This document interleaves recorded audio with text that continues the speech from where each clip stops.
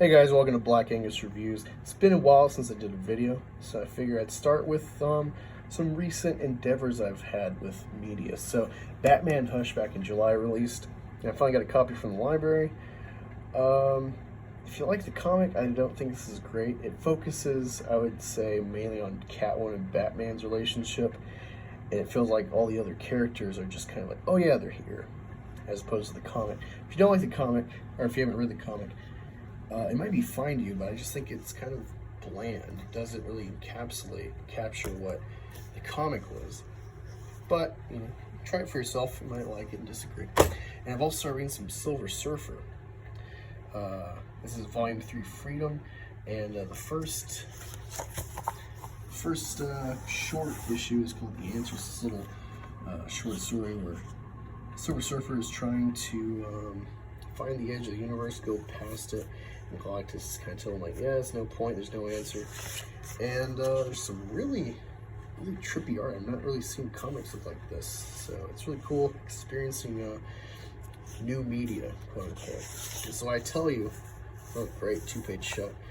So I tell people to go to the library, find new media, all right?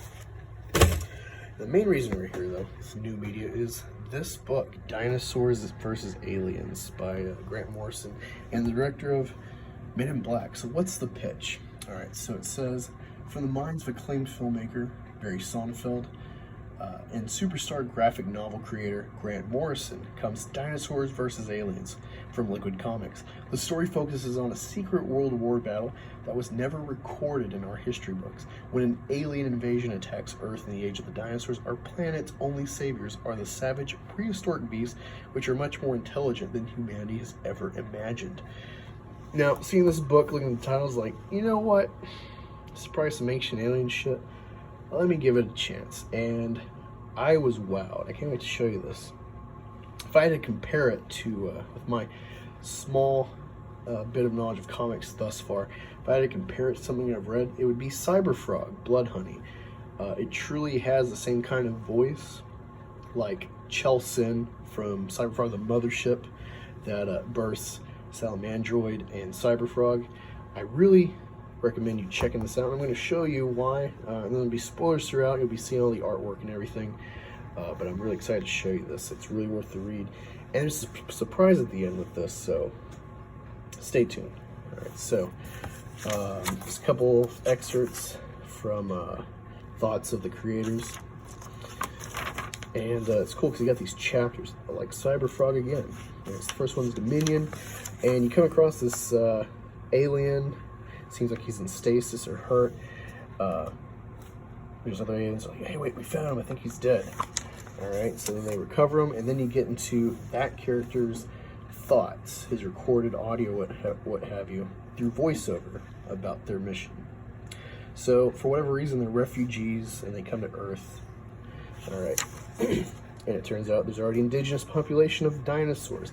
Now, one thing I'll note about this, it wasn't clear to me. Maybe it will be to you if you read it through. These tattooed and feathered and necklace dinosaurs, this is kind of showing that they're smarter than what we give them credit for. I didn't pick up on that. I thought it was like Stephanie Meyer's The Host, where the alien species embeds itself in the bodies of aliens and takes over through a very insidious means. I thought that's what was going on, but no, this is just natural dinosaurs being smart. I don't know how I feel about that design and whatnot. I don't know how you would better show civilization with dinosaurs, though, without looking just completely silly. So, I don't know. It's just, stylistically doesn't work for me.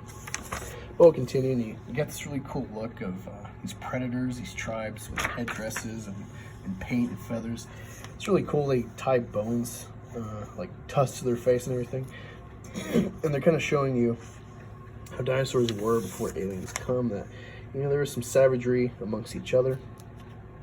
And this is, like, I guess the main character, supposedly, One Eye. And there's a couple shots where you see there's an eye missing. Really good artwork. I think it conveys comic style while also being highly detailed. One shortcoming I would say, though, besides the babies that are in here, sparingly, it's hard to gather emotion from, you know, giant angry reptiles. So, you know, and once in a while they narrate with, you know, vocalizations of some sort, but there's no real clear, like, oh, this is going. You just kind of try to gather it. It's not quite clear.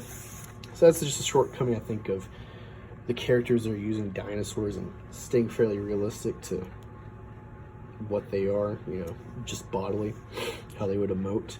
But yeah, I got these babies, and I'll try to find some more shots later in here, but the babies remind me of Godzilla 98, Godzilla babies, and it just felt familiar. I know people hate that movie, but I grew up with it. I got a soft spot for it. You get the savagery and everything, and then something goes awry, and everyone becomes aware. And you get this great 2-page spread of a fucking UFO, and there's a dinosaur. She's like, what the hell is that? And so you get a rival. So I'm just going to start flipping through this. I want to get to the main thing at the end. But all throughout, the only real words you hear until you get to the aliens discussion is this voiceover from one. And it's very human and yet still robotic or unworldly. Hey, here's the baby Godzilla look. I really like.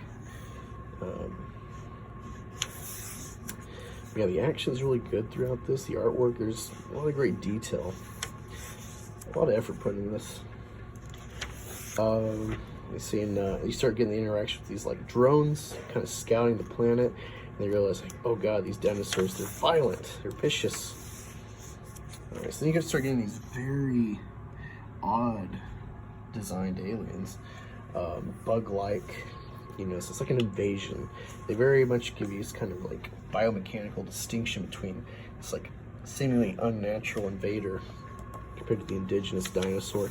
And it's said from the creators, Morrison and Sonnenfeld, that they wanted to kind of capture this cowboys and Indians, you know, indigenous versus technologically advanced collision of civilizations.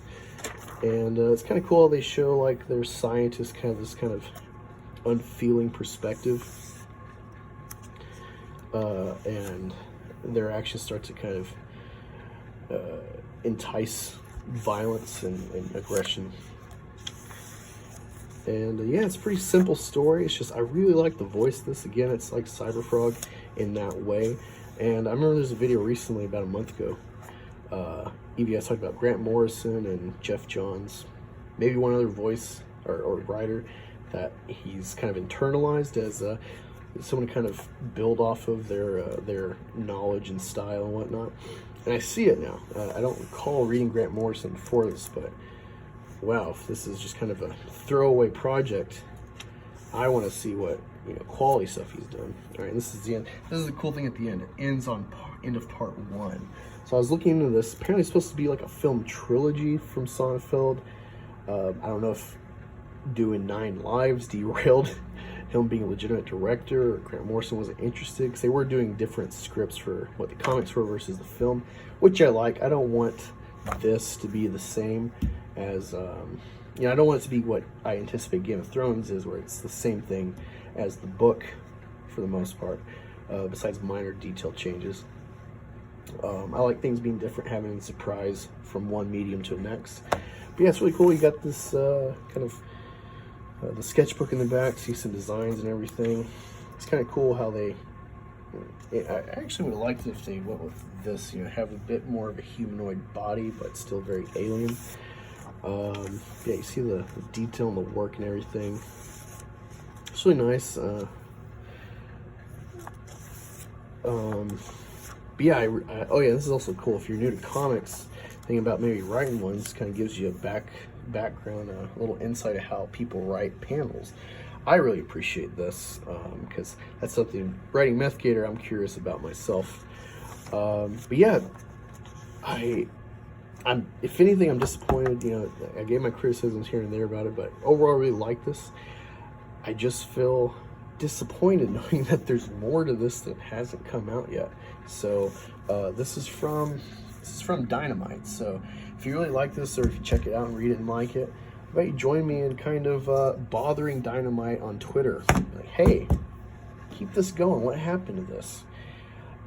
This looks like some fun project. I never expected someone to write dinosaurs with any kind of intellect without being just wacky, off the wall, very humanoid type of product.